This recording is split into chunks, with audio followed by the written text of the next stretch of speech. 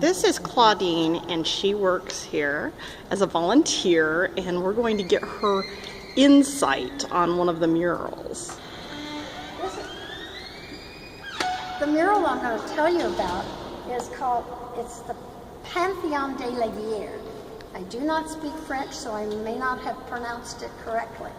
It's something about the painting of war. The Pantheon of the war. Of the war. Mm-hmm. And this was painted during the war. They started painting in September, and they thought they would only paint until Christmas when the war would be over, but instead they painted for 4 years. So they ended up with, after 4 years' time, they ended up with the largest painting in the world at the time. And it was a cyclorama. And it was a cyclorama of different parts of the war. And they exhibited. Now we can go. Here is the building in Paris, right downtown Paris, really close to Napoleon's tomb. And this is where it was shown for many years. Here's the inside. It was the largest painting in the world at the time. So, why is it in Kansas City? Well, people stopped coming to visit it in Paris. And so they thought maybe a lot of people would come if it was taken to the United States. They did, and they didn't come in droves here either. It was shown at the Chicago World's Fair in 1933. And then after a few months it was put in storage, and it was there for almost 20 years. And when they took it, there's one of them.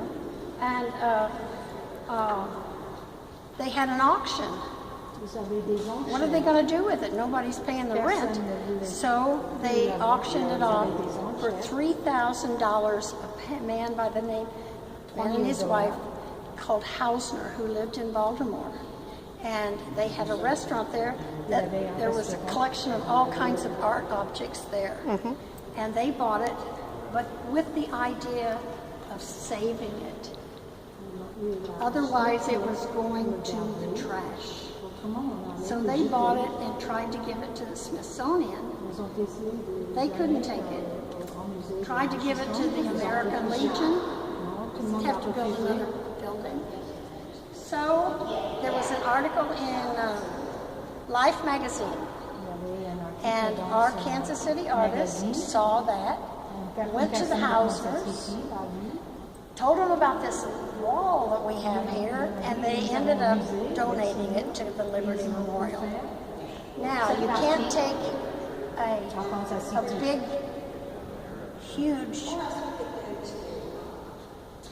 cyclorama and put it on one wall. So what you're looking at now is a cut and paste of the original. Now, to me, the original has all of these, every one of these are French combatants, every single one of them. And the other part of the cyclorama is the middle here. And what you see here is a woman dressed and clad in black, kneeling. And it evokes... Does that still exist, that part? No. It evokes a feeling of sadness, a feeling of grief, a feeling of sorrow. Well, once our Kansas City artists got hold of the whole thing and the cut and paste, look what we have.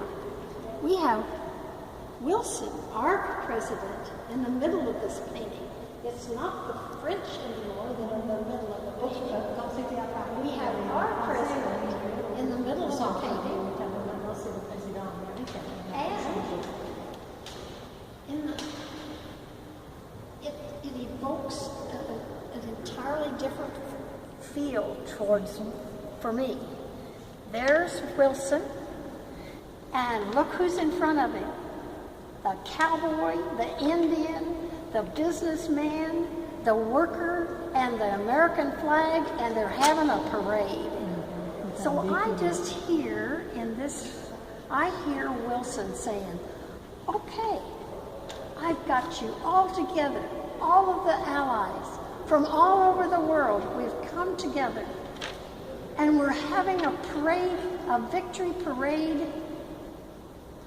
Now I have my 14 points.